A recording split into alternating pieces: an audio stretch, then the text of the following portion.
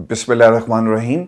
अस्सलाम वालेकुम नाज़रीन, मैं हूँ इरफान हाशमी और आपको प्रोग्राम में खुशामदीद कहता हूँ। तारीफ़ ही उस रब्बुल इज़्ज़त के लिए जिसकी तरफ हम सबको लौट कर जाना है और जिसके हुजूर हम सबको एक दिन पेश किया जाएगा। दोस्तों, आज 23 फरवरी दिन है पीर का और आज की हमारी ये पहली वीडियो है। प्रोग्राम शुरू करने से पहले मेरी आप तमाम सुनने और देखने वालों से दरख्वास्त है कि चैनल को ज़रूर सब्सक्राइब करें।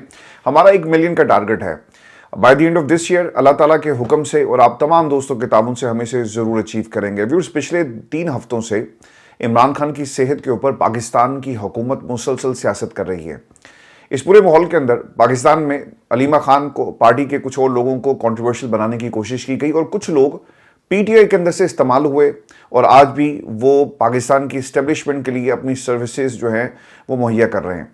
अब इस पूरी सिचुएशन के अंदर जो सबसे अहम चीज़ थी कि इमरान खान का एक कॉन्टिन्यूस इलाज जारी है और इमरान खान को दोबारा से पिम्स अस्पताल या किसी दूसरे अस्पताल ले जाया जाएगा जहां पे उन्हें एक और इंजेक्शन देना है। अब इसकी तारीख के हवाले से आज बाकायदा तौर पर यह बताया गया कि 25 फरवरी को कुछ ज़राए कंफर्म करते हैं कि इमरान खान को किसी अस्पताल में ले जाया जाएगा और उन्हें दोबारा से इंजेक्शन दिया जाएगा और फिर उसके ऊपर फॉलोअप होगा। पाकिस्तान तहरीक इंसाफ के मज़ीद लोग क्या इसमें इन कॉन्टेक्ट होंगे हुकूमत के साथ और फिर किन लोगों को एक्सेस दिया जाएगा। अब सबसे आम सवाल ये था कि पिछले 3 हफ्तों में पाकिस्तान की हुकूमत मुसलसल ये कहती है कि जो कुछ किया है वो अलीमा खान ने किया। हम तो एक्सेस दे रहे थे, डॉक्टर्स भी जा रहे थे, लेकिन सब कुछ खराब किया अलीमा खान ने। और फिर आज पहली मरतबा सलमान अकरम राजा ने सलमान सफदर के हवाले से लबकुशाई की है कि जिस तरह वो बाहर आए तो ये 5 लोग थे जो एक कमरे में बंद हो गए और फिर इनकी आपस में गुफ्तगू हुई। अंदर जो कुछ हुआ आकर सलमान सफदर ने खानदान के लोगों को, बहनों को एक्सप्लेन किया कि इमरान खान ने उन्हें क्या बताया। अब ये पीसीस में गुफ्तगू ना बाहर आ रही है, लेकिन जो 3 चीज़ें आज बहुत ही इंपॉर्टेंट सलमान अकरम राजा की तरफ से कही गई, आपने इस तनाजुर में इमरान खान की मुलाकात होगी या नहीं होगी और किस तरह से सियासत की जा रही है और कौन सियासत कर रहा है और किसका कसूर था, आपने इसको एनालाइज करना है। कुछ चीज़ें मैं आपके सामने रख देता हूं और कमेंट सेक्शन में जरूर बताइएगा कि आपकी इस हवाले से क्या राय है। पहली चीज़, सलमान अकरम राजा ये कहते हैं कि 25 फरवरी को इमरान खान को अस्पताल लाया जाएगा या नहीं लाया जाएगा, खानदान के किसी फर्द से बात नहीं हुई। अच्छा चले, पहले तो अलीमा खान की वजह से मुलाकात नहीं हो सकी, आप कहते हैं, मान लेते हैं आपकी बात, तो दोबारा क्यों इमरान खान की फैमिली को एक्सेस नहीं दिया जाएगा? फिर तीसरी दफ़ा भी एक्सेस देना है, फिर चौथी दफ़ा भी अगर लाया जाता है तो ये एक्सेस दिया जाएगा। लेकिन पहले दिन से हुकूमत ने फैसला कर लिया था कि भाई हमने इसे कॉन्ट्रोवर्शियल बनाना है। जैसा हम पार्टी की चेयरपर्सन अलीमा खान को हमने कुछ लोगों के ज़रिए बनाने की कोशिश की है और वो कहते हैं कि जनाब इनकी तो अपनी ख्वाहिश थी, एक बेटे को बनाना चाहते थे चेयरमैन या मुझे चेयरपर्सन बना दिया जाए, तो उसी तरह हम क्यों ना इमरान खान की सेहत के हवाले से भी प्रोपेगेंडा करें। अब अलीमा खान की जो इंटरव्यूज़ और जो गुफ्तगू टेलीविजन चैनल्स पे तो नहीं चलती, लेकिन सोशल मीडिया पे अगर ये गुफ्तगू ना मौजूद हो तो ये इमरान खान की बहनों और ख़ानदान के साथ जिस तरह से सियासत कर रहे हैं, उन्होंने फिर वही काम करना था। अगर आप वाकई सच्चे हैं ना तो करवा दें मुलाकात और राब्ता करें और बताएं कि देखें जी हमने मुलाकात के लिए बहनों को बुलाया है और उनमें से एक बहन जा रही है। पाकिस्तान की हुकूमत और ये लोग कभी भी इमरान खान से अलीमा बीबी या बाकी लोगों की मुलाकात नहीं करवाएंगे और उसकी एक वजह यह है कि तहरीक और जो मामला पिछले कई महीनों से एक फुल स्टॉप लगा हुआ है, एकदम से इसमें आपको जो है वो तब्दीली नज़र आएगी, इमरान खान का पैगाम आएगा, पार्टी को एक लाइन ऑफ एक्शन मिल जाएगा और पाकिस्तान की हुकूमत और इस्टेब्लिशमेंट नहीं चाहती कि ये रिसाई वाला मामला जो है वो इमरान खान तक बहनों को जो दिया जाए। सलमान अकरम राजा ये कहते हैं कि रिहाई फोर्स का मकसद ये है कि हम एक नए अज़्म और वलवले के साथ इमरान खान को जो चाहने वाले हैं इनकी तंजीमें नो करें। रिहाई फोर्स ऐसा नहीं कि पार्टी के अलावा कोई चीज़ नहीं बनने जा रही है। पार्टी के अंदर जो सोच है वो ये है कि तमाम विंग्स और मजीद यूथ स्टूडेंट्स को मजबूत करने के लिए एक रिहाई फोर्स का नाम दे। देखिए, मैं इसके खिलाफ हूँ। क्यों? मैंने कल इसके ऊपर अपने चैनल पे, इस चैनल के ऊपर हमने एक सर्वे भी किया तो लोगों ने कहा जी कि ये रिहाई फोर्स की बजाय अगर आप इसे रिहाई तहरीक का नाम दे दें तो ये बेहतर था। देखिए, ये जो लोग हैं ना, सलमान अकरम राजा विद ड्यू रिस्पेक्ट और दूसरी तरफ बैरिस्टर गौहर साहब जो हैं जिनको वाकई निकाल देना चाहिए और बाकी लोग जो इस वक्त मेन पोजीशंस के ऊपर बैठे हुए हैं, इन्होंने कुछ अर्सा पहले ना कॉन्स्टिट्यूशन को दोबारा से लिखने की बात की थी। ये क्यों नहीं लिख रहे? नया कॉन्स्टिट्यूशन लिखा जाएगा, नए सेट ऑफ प्रिंसिपल्स आपके सामने होंगे, नई बॉडी आएगी, नए लोग आएंगे और आपको यकीन है कि बैरिस्टर गौहर दोबारा से चेयरमैन नहीं बन सकता। क्योंकि खान साहब ने उठा के ऐसे लगाया था ना कि यार आज से तुम चेयरमैन हो, ऐसे ही हुआ था ना। इनको हटाया तो बैरिस्टर अली जफर को ये जिम्मेदारी देने की कोशिश की गई। पहले उन्होंने कहा कि ठीक है, बाद में कहा जी मुझे तो ये ऐसी बात ही नहीं हुई। तो सलमान अकम राजा, शेख वकास और बाकी जो लोग कोऑर्डिनेटर्स हैं, कोई मीडिया कोऑर्डिनेटर है, कोई एडिशनल सेक्रेटरी है, इस तरह ना बहुत सारे होते हैं, कोई खजांची है, ये सारे सर डिसॉल्व हो जाएंगे। इसलिए इन्होंने कहा कि यार क्यों ना हम एक नई फोर्स बना देते हैं और कहेंगे कि जनाब सब लोगों को इकट्ठा करने के लिए हमने तहरीक सर ऐसे नहीं चलती, अवामी तहरीक अवाम से चलती है, किसी प्राइवेट फोर्स को बनाकर आप ये तहरीक नहीं चला सकते। मैं बार बार इसके ऊपर बात कर रहा हूँ और पाकिस्तान तहरीक इंसाफ को इसका नुकसान होगा, इसका फायदा नहीं होगा। आप देख लीजिएगा ये जो रिहाई फोर्स है, अगर मेंबरशिप लोगों की नहीं है और तमाम विंग्स और यूनियंस और जितने भी आपकी अपने जो धड़े हैं उनको आप इकट्ठा करें और एक प्लेटफॉर्म के नीचे, पाकिस्तान तहरीक इंसाफ के प्लेटफॉर्म और झंडे के नीचे आप क्यों नहीं इकट्ठा करते? सर ये तो उन लोगों का एजेंडा था जो आपको शायद समझ नहीं आ रही, या ये काम आपसे करवाया जा रहा है, जिन्होंने बल्ले का निशान आपसे छीन लिया, आपको बेनामो निशान करने की कोशिश की और रंग बिरंगे निशानात आपको दे दिए दर्जनों के हिसाब से। फिर इमरान खान का जो निशान था वही पार्टी का निशान था। इस निशान के नीचे पाकिस्तान तहरीक इंसाफ के वर्कर को, अवाम को और ये जो यूथ विंग है और तमाम विंग्स को क्यों इकट्ठा नहीं किया जाता? ये सवाल है सोचने वाला। यहां से आपको पता चलेगा कि लोग क्यों नहीं चाहते। सलमान अकम राजा को फिर किसने पूछना है? ये जो प्रोटोकॉल मिलता है कि जनरल सेक्रेटरी पाकिस्तान तहरीक इंसाफ, आप बहनों के साथ मौजूद हैं, लोग आपकी इज्जत करते हैं, लेकिन पार्टी के अंदर, पीटीआई के अंदर being a general secretary sir कुछ आप लोगों ने नहीं किया। ये अनफॉर्चुनेट है और आपके रवैये, आपकी ये वाले जो मामला हैं हमें बताते हैं। इस पर दोस्तों आपने भी ज़रूर कमेंट करना है कि रिहाई फोर्स की जगह अगर रिहाई तहरीक होती तो शायद ये बहुत ही ज़बरदस्त किस्म का काम होता। मैंने पेशावर में एक सर्वे करवाया, केपी के बाकी इलाकों में भी हम सर्वे करवा रहे हैं और ये सर्वे बहुत ही इंपॉर्टेंट है, इसके रिजल्ट्स भी मैं आपके साथ शेयर कर दूंगा। लेकिन पेशावर शहर का सर्वे और आवाम क्या कहती है, हमने तकरीबन कोई 300 लोगों से एक सवाल पूछा, सर्वे करवाया और उसमें एक क्वेश्चनर ये था कि ये जो गवर्नेंस के मसाइल हैं केपी के अंदर, आप इसको समझते हैं कि सोहेल अफरीदी को देखना चाहिए, पीटीआई को देखना चाहिए या फिर इमरान खान की रिहाई? आप यकीन करें किसी एक ने भी गवर्नेंस के मसाइल के ऊपर बात नहीं की। हर शख्स ने, सवाल अभी मुकम्मल भी नहीं होता था तो लोग कहते थे कि इमरान खान को रिहा करो, इमरान खान की रिहाई।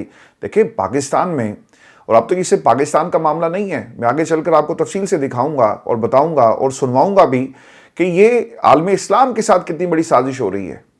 सर ग्रेटर इसराइल का जो प्लान है वो क्या था? आज इमरान खान को क्यों निकाला गया? एब्सोल्युटली नॉट कहने के ऊपर वेस्ट की जो ताकतें हैं वो पाकिस्तान से क्या चाहती हैं? अगर एक एटम बम ना होता तो हमारा हाल भी इन्होंने वही करना था जो सीरिया का किया, बाकी ममालिक का किया, इराक का किया, ईरान का ये करने जा रहे हैं। तो ये सिर्फ इमरान खान इस सरजमीन की ज़रूरत नहीं है, बल्कि जो तकरीरें आपने अक़वाम मुत्तहिदा के प्लेटफॉर्म से खड़े होकर की, किसी को बड़ी तकलीफ़ हुई कि उन्होंने कहा जी कि बहुत ख़तरनाक है इमरान खान, इतना ख़तरनाक है कि हमें इसको रोकना होगा, और उन्होंने रोक लिया अपने तरीके से। दोस्तों 25 फरवरी को क्या होगा किसी को कुछ मालूम नहीं है, लेकिन ये तारीख ज़रूर दी गई। लेकिन एक तारीख आनी है, इमरान खान को जब इंजेक्शन लगेगा, किसी अस्पताल लेकर जाया जाता है तो आप देखिएगा कि इन्होंने फिर दोबारा से झूठ करने शुरू कर देने हैं कि हमने राब्ता किया था, बैरिस्टर गौहर को बुला लिया था, फलां को बुला लिया था। कॉन्स्टिट्यूशन क्यों नहीं लिखते? इसलिए नहीं लिखते। पाकिस्तान तहरीक इंसाफ को दोबारा से इसको रीस्ट्रक्चरिंग क्यों नहीं की जाती? इसलिए नहीं की जाती। बैरिस्टर गौहर को तो फिर कोई नहीं पूछेगा, ये चौधरी बना फिरता है, फिर चौधरी साहब की चुदराहट तो ख़त्म हो जाएगी, और 2-3 उनके साथ मरासी हैं, उनको भी कोई नहीं पूछेगा। तो इसीलिए पाकिस्तान तहरीक इंसाफ के सर मसाइल हैं। अलीमा बीबी को कोई चेयरपर्सन बनने का शौक नहीं, ना ही उन्होंने अपने बेटे को बनाना है। मैं ट्वीट्स देख रहा था कुछ लोगों की, उन्होंने जो दो बेटे हैं उनकी गुफ्तगू को जो है वो ट्वीट करना शुरू कर दिया। नीचे लिखा हुआ था कि PTI chairman Pakistan Tehreek Insaf future. ऐसा कुछ नहीं है भाई, और ना ही ऐसी आप कन्फ्यूजन फैलाएं। आपको सिर्फ नज़र रखनी है इस वारदात के ऊपर जो डाली जा रही है, और ये ज़रूरी नहीं है कि ये कुछ लोगों के हवाले से तो आप कह सकते हैं कि हाँ ये जानबूझकर कर रहे हैं, लेकिन ऐन मुमकिन है कि लोगों ने जिम्मेदारी शिफ्ट करने के लिए और लोगों को एंगेज करने के लिए कि भाई हम कुछ कर रहे हैं, एक फोर्स बन रही है, ज़रा सब्र करो, इमरान खान को हम बहुत जल्दी रिहा करवाएंगे। पाकिस्तान तहरीक इंसाफ के झंडे के नीचे जो कुछ होना चाहिए वो आप करें, अदरवाइज़ ये मेरा ख्याल है कि इसका कुछ नतीजा नहीं निकलेगा। अगर हुकूमत के मुताबिक इमरान खान की सेहत की सूरत इतनी बेहतर है तो आप इमरान खान को अल-शिफा इंटरनेशनल हस्पताल इस्लामाबाद और ज़ाती मुआलजीन और फैमिली मेम्बर्स की मौजूदगी में मुआयना करवा दें।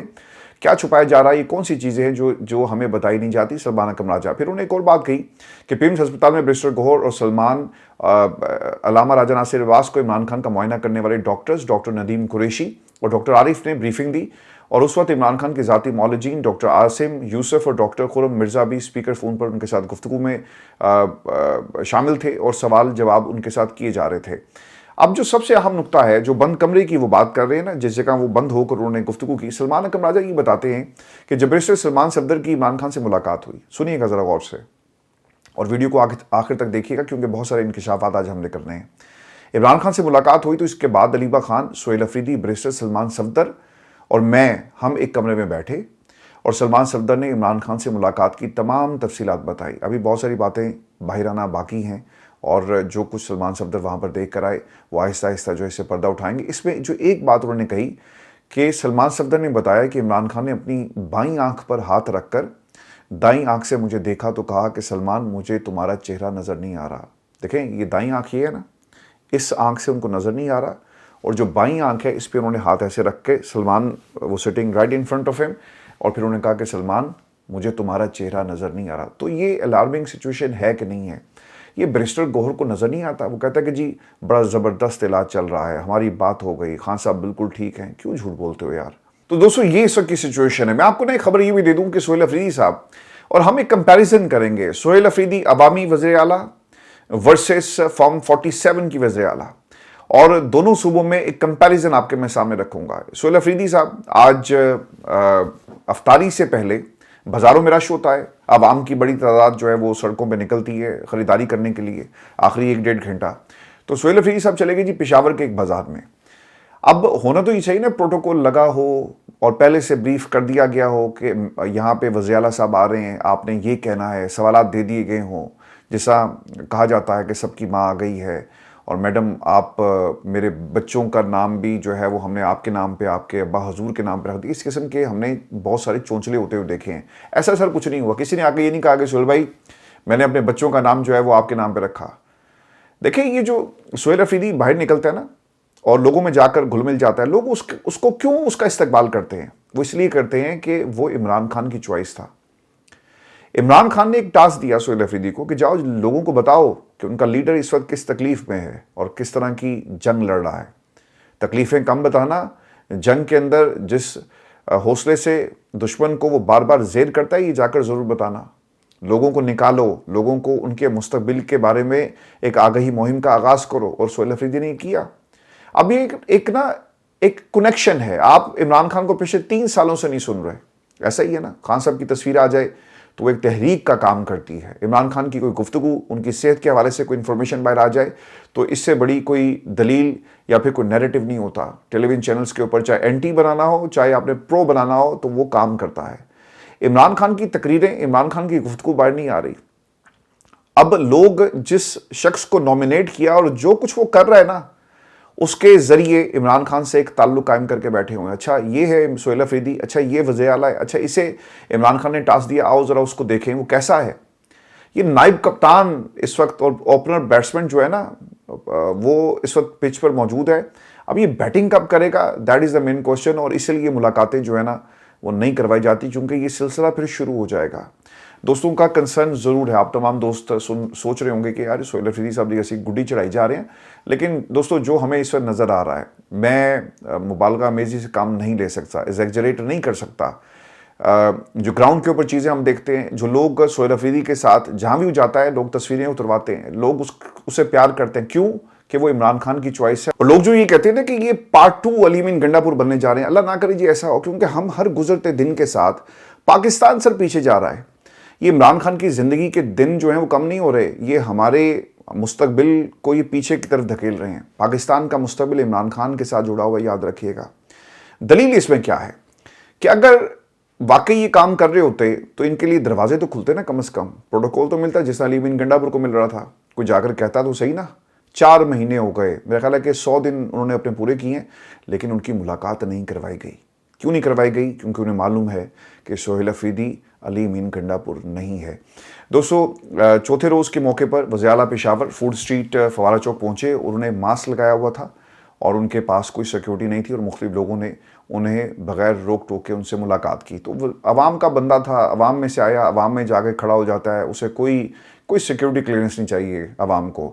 جو لوگ آپ کے ساتھ چل رہے ہیں ان کو بھی سیکیورٹی کلیئرنس نہیں چاہیے، نہ ان کی سیکیورٹی کلیئرنس ہوتی ہے۔ عوامی لیڈر سر اسی طرح ہی ہوتے ہیں، ना कोई प्रोटोकॉल होगा, ना कोई गनमैन होंगे, अवाम के दरमियान जाकर आप खड़े हो जाते हैं क्योंकि आप अवाम में से आए हैं और ये उनको एहसास। अब अपने आप को कनेक्ट कैसे करेंगे? तंबू लगाकर और म्यूज़िक लगाकर और कुछ स्टेज एक्टर्स को जो है वो बुलाकर आप ये काम नहीं कर सकते। अपनी तस्वीरें दस्तरखानों के ऊपर जो है वो फोर्सफुली आप लगवाएं और कहें कि लोग आपसे प्यार करें। आपको सर कनेक्ट करना है अपने आप को, और कनेक्शन इसी तरह होता है कि पहले अवाम के दरमियान में से निकलो, इलेक्शन लड़ो, अवाम तुम्हें चुनेगी तो फिर तुम अवामी लीडर कहलाओगे ना। फॉर्म 47 वाले ने फिर ये इसी तरह ना स्कैंडल्स ही निकलेंगे। 11 अरब का जहाज निकलेगा, पंजाब में करप्शन निकलेगी, फिर आप अपने मंशूर के बारे में जो बातें करेंगी भी एक बड़ा आज एक लतीफ़ा हो गया। नून लीग की रहनुमाई जी सलमा भट्ट साहिबा, ये आपने अक्सर पॉडकास्ट में भी इनको देखा होगा, और ये मखसूस एक बयानिया यानी गुड्डी चढ़ा के रखनी है मैडम दी, ये इनका टास्क है। अच्छा, उन्होंने एक बात कही कि सहाफ़ियों ने बताया कि जब हम मरीम नवाज के काम देखते हैं और फिर नून लीग का मंशूर देखते हैं तो हम सोचते हैं कि अब हम किस बात पर तनकीद करें, क्योंकि सारे काम तो हो रहे हैं। तो आप फिर लोगों को क्यों उठाते हैं? एजेंसीज उठाकर ले जाती हैं, फिर केसेस बनते हैं और फिर कहते हैं कि गलत फहमी हो गया, आइंदा नहीं होगा। फिर झूठी खबरें आपके अपने सेल से निकलती है, उसके ऊपर कोई माफ़ी नहीं मांगी जाती। एक कॉन्टीन्यूस प्रोसेस है। पंजाब के अंदर सर लाहौर में कोई सहाफ़त थोड़ी हो रही है। हमारा जो प्रेस क्लब है वहाँ पे आपको क्या लगता है कि कोई बहुत ज़बरदस्त किस्म के सहाफ़ी वहाँ बैठे हुए हैं? जितने भी सहाफ़ी आपको इन पॉलिटिकल बॉडीज़ में नज़र आते हैं ना, इनके क्रेडिट पर कोई स्टोरी नहीं। आज तक मुझे किसी भी ट्रेड यूनियन के अंदर किसी भी जर्नलिस्ट जो सदर बनता है या कोई कुछ और किसी ओहदे पे रहता है, मैंने कभी इनकी सहाफ़त नहीं देखी। आपको कभी इनके क्रेडिट पे कोई स्टोरी नहीं मिलेगी। ये किस टेलीविज़न चैनल के साथ काम करते हैं, किस अखबार के साथ मुंसलिक होते हैं, सर कहीं कुछ नहीं आपको मिलेगा। ये सिर्फ सियासत करते हैं। हुकूमतें इनको अब अपने तरफ कर लेती हैं और हुकूमत के कबीले में जाकर अगर आप हुकूमत के साथ लड़ाई करेंगे तो फिर आपका क्लब तो नहीं चलेगा ना, तंजीमें तो नहीं चल सकती। आपको फंड्स लेने हैं, आपको वेलफेयर के लिए काम करना है, तो फिर गाना भी उन्हीं के मर्जी का आपको गाना पड़ेगा। तो ये पाकिस्तान के अंदर हो रहा है। तो सहाफ़ी सर कहाँ है? सहाफ़ी को तो आपने मार दिया, किसी को आपने पीका लगाकर मार दिया, किसी को आपने जो है अपने एहसानात के नीचे देकर मार दिया, किसी को प्लाट देकर मार दिया, किसी की सहाफ़त वैसे ख़त्म कर दी, किसी को नौकरी से निकलवा कर मार दिया, किसी को डिजिटल मीडिया के ऊपर जो है उसके खिलाफ केसेस बनाकर उसको मार दिया। तो आपने तो सहाफ़ी को वैसे ही मार दिया। तो वो कौन से सहाफ़ी हैं? ऑब्वियसली आपके कबीले वाले या फिर वो 4-5 सहाफ़ी जो आपके साथ होते हैं।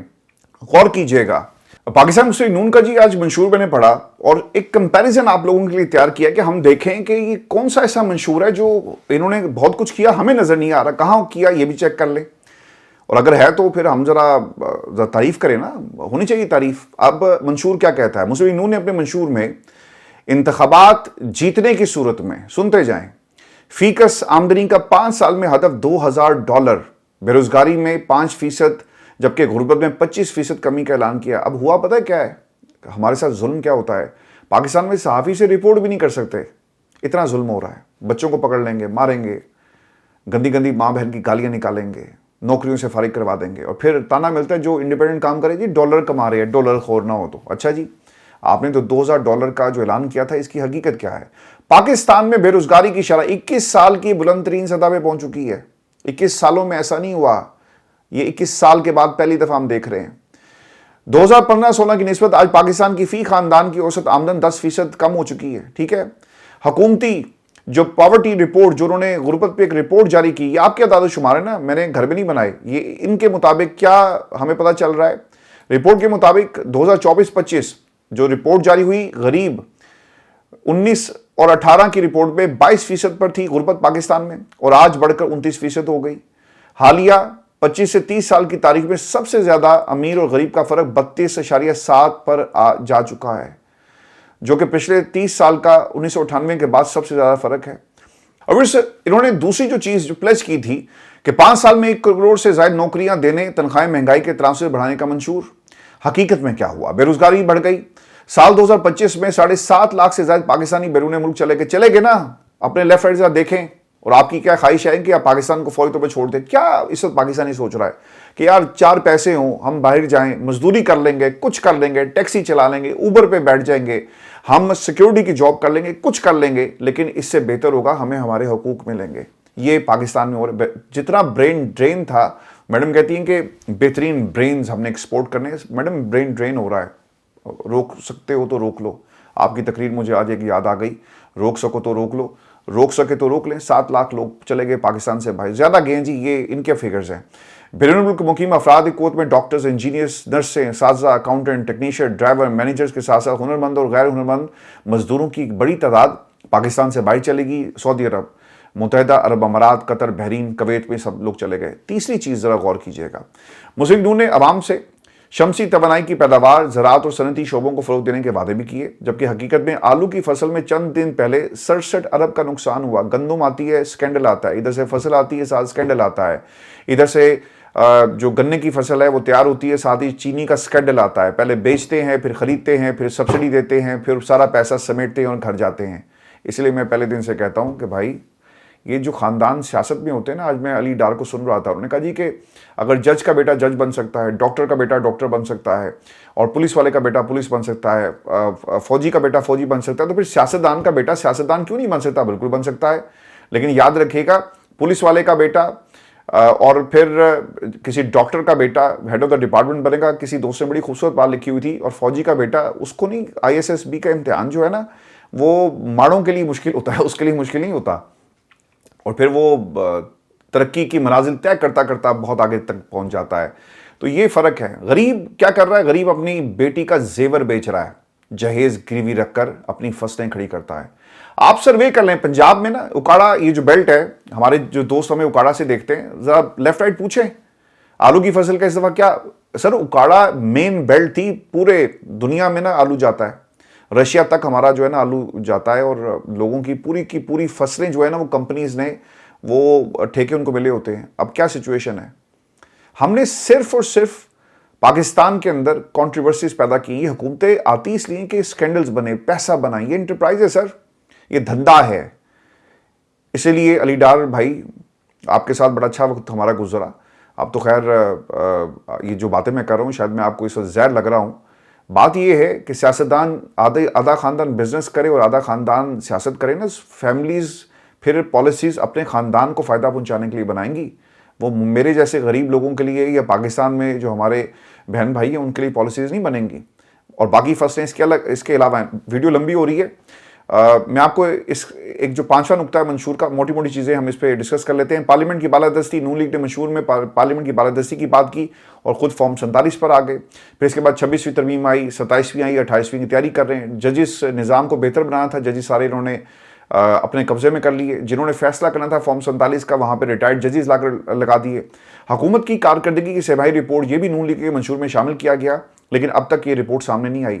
منشور پر مؤثر عمل یقینی بنانے کے لیے خصوصی کونسل کا قیام, یہ بھی نون لیگ کے منشور میں شامل تھا, لیکن ابھی تک نہیں پتہ چلا کہ خصوصی کونسل کہاں ہے اور یہ کیا کام کر رہی ہے اور اس میں کون سے ارکان ہیں, اور اس کا دفتر کہاں ہے, اس کا منشور کہاں ہے. کامنل جھوٹ کٹ بولیا کرو, کم کرو, لیکن this is what the democracy is in Pakistan. یہ برانڈ آف ڈیموکریسی سر ہمارے سامنے ہے.